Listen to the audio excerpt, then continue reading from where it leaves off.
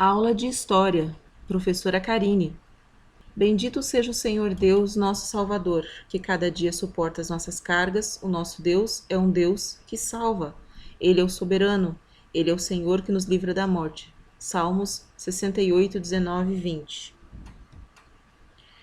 O tema da nossa aula de História de hoje é a resistência popular e as manifestações culturais. Está no livro de História, da página 86 a 89. Vamos acompanhar aí então no livro. Nós vamos começar falando sobre a resistência popular. Só que o livro traz para vocês uma introdução do que foi essa resistência popular, como que ela começou. Algumas vezes eu já falei para vocês na aula de história que o nosso país ele sempre foi muito influenciado pelos acontecimentos do exterior. Muitas coisas elas começam lá na Europa e elas então chegam ao nosso Brasil. Então vamos lá ver o que diz no livro. No mundo então. Em maio de 1968, uma série de greves estudantis irrompeu nas escolas e universidades de Paris. A tentativa do governo de reprimir greves com ações policiais provocou o aumento progressivo do conflito, que culminou numa greve de estudantes em toda a França. Vocês veem aí na imagem uma manifestação popular com a repressão, com uma tentativa de controle, e isso é lá na Europa. Os protestos reivindicavam mudanças na educação, nos costumes e na política. Essas manifestações semelhantes se espalharam pela Europa e também para os Estados Unidos. Depois veio para onde? No Brasil. Em todo o mundo, os jovens lutavam por mais liberdade. No Brasil, protestavam contra o governo militar. Aqui, além deles quererem ter essa ideia da liberdade, de poder se expressar, aqui o Brasil já estava passando pela repressão militar, pela ditadura militar. Então, no Brasil, o protesto era contra o governo militar. No dia 26 de junho de 1968, aconteceu na cidade do Rio de Janeiro a passeata dos 100 mil, organizada pelo movimento estudantil depois da invasão do restaurante universitário Calabouço. Então tinha um restaurante universitário, ele foi invadido pelos policiais. Nessa invasão, a polícia militar acabou matando o estudante Edson Luiz de Lima Souto, de 18 anos, com um tiro no peito. Nas passeatas e manifestações de protesto, as pessoas levavam faixas e cartazes com dizeres como abaixo a ditadura, abaixo a repressão. Elas também cantavam e seguiam o caminho de mãos dadas, formando um cordão humano. A polícia reprimia com violência essas manifestações. Era comum o uso da cavalaria para espalhar a multidão. Havia também carros blindados chamados de brucutus, que jogavam jatos de água contra os manifestantes. Estes revidavam com pedaços de pau, pedras e o que estivessem ao alcance deles. Aqui vocês têm uma imagem, então, dessa manifestação dos 100 mil, da passeata dos 100 mil. Além das passeatas, havia outras formas de mostrar o descontentamento da população com o governo. E isso era feito principalmente por meio da arte. Então, aqui nós estamos falando das manifestações culturais. Em setembro de 1968, os protestos marcaram várias composições apresentadas no terceiro Festival Internacional da Canção. Aqui está a logo do terceiro Festival Internacional da Canção Popular. Como que isso acontecia? Alguns artistas, que são conhecidos nosso hoje, eles fizeram composições, letras de músicas que manifestavam esse descontentamento com o regime militar, meio que tentando de uma maneira camuflada. Eles colocavam letras tipo de duplo sentido. Algumas conseguiram passar desapercebido, ileso pela censura. Outras não. A canção, para não dizer que não falei de flores, de Geraldo Vandré, foi classificada em segundo lugar e tornou-se conhecida como um hino contra a repressão política. Na etapa paulista do festival, Caetano Veloso foi vaiado no Teatro Tuca, quando cantou com os Mutantes a canção É Proibido Proibir, de sua autoria. Aqui tem um trechinho da letra que diz assim: os automóveis ardem em chamas, derrubar as prateleiras, as estantes, as estátuas, as vidraças, louças, livros, sim. Eu digo não ao não e digo é proibido proibir, é proibido proibir. Essa música manifesta aqui o desejo de se expressar, né? E que era proibido proibir. Aqui ele está assim, declaradamente manifestando contra a ditadura, o poder da arte. Antes de 1968, enquanto a censura ainda não era tão rigorosa, os festivais de música na televisão alcançaram muito sucesso. Você sabia que grandes nomes da música brasileira surgiram nesses festivais? Entre eles estavam Elis Regina, Caetano Veloso, Edu Lobo, Gilberto Gil e Chico Buarque. No entanto, à medida que o regime militar foi ficando mais duro, a censura às atividades culturais aumentou.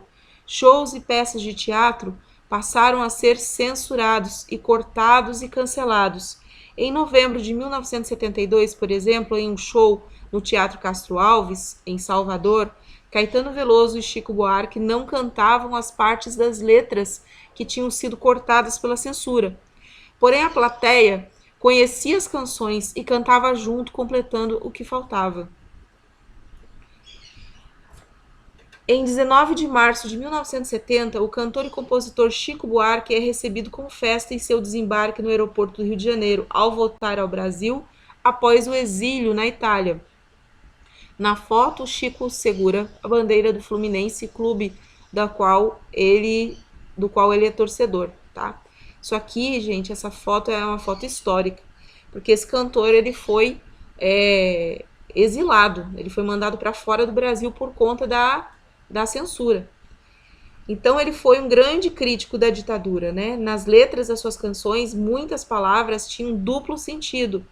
Leia a seguir um trecho da canção Apesar de Você, lançada em 1970. Essa música, Apesar de Você, diz assim: apesar de você, amanhã há de ser outro dia. Você vai ter que ver amanhã renascer e esbanjar poesia. Como vai se explicar vendo o céu clarear? De repente, impunemente, como vai abafar nosso coro a cantar na sua frente? Apesar de você, amanhã há de ser outro dia.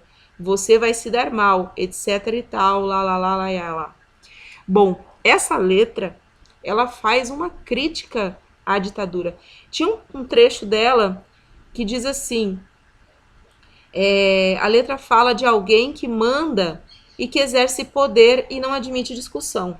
Tem um trecho na letra que não está aqui nesse recorte que fala assim: as pessoas andam falando de lado e olhando para o chão. Isso demonstra, sabe, a repressão, né? É a repressão total. Mas também fala que o futuro será diferente. Essa música ela foi censurada e proibida, né? E por isso ele, inclusive, entre outras, ele acabou sendo exilado. Além dos shows de música, o cinema e o teatro eram alvos da censura. Policiais vestidos com roupas comuns se misturavam ao público para vigiar o espetáculo. Se achassem que havia crítica ao governo e ao regime militar, eles entravam em cena e proibiam a apresentação.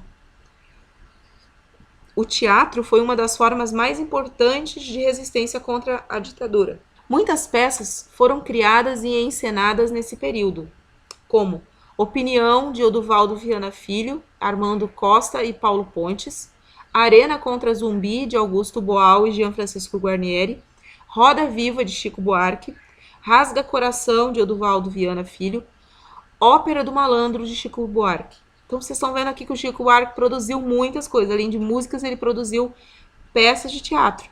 Por isso que, assim, os olhos da censura estavam muito sobre ele. Em uma das apresentações da peça Roda Viva, em São Paulo, em 1968, o teatro foi invadido. Pessoas de um grupo favorável ao governo quebraram o cenário e agrediram os atores. A peça foi censurada e logo depois o seu autor partiu para o exílio na Itália, né? Porque eu tinha falado antes. Aqui vocês têm uma foto, uma imagem de uma manifestação de artistas, né? São artistas em passeata contra a censura em 13 de fevereiro de 1968. Aqui tem a atriz Eva Todor, Tônia Carreiro, Eva Vilma, Leila Diniz, Odete Lara, Norma Bengel, mas também havia movimentos culturais que não eram tão incomodados pela censura, como um programa de televisão chamado Jovem Guarda, que aí tem alguns artistas que vocês conhecem até hoje, como Erasmo Carlos e aqui, ó, Roberto Carlos. Aqui a artista Vanderleia, tá? Esse programa, por que que ele não era tão assim, vamos dizer, perseguido, né? Porque eles tinham uma atitude um pouco mais leve, de humor, cantavam músicas de rock, mas as letras falavam de amor, de aventura, então elas passaram assim meio desapercebidas pela censura, elas não foram perseguidas, tá? Diríamos que foi um momento de um pouquinho de leveza nesse período difícil da ditadura. Essa foi nossa aula de hoje, sobre a resistência popular, as manifestações populares, né, e o poder da arte na expressão popular. Vocês vão ler o texto com atenção e fazer as atividades do capítulo da página 90 e 91. Eu espero que vocês tenham gostado da aula de hoje. Isso é um momento muito sério da nossa história, que é muito importante a gente ter conhecimento, tá bom? Fiquem com Deus, um bom trabalho!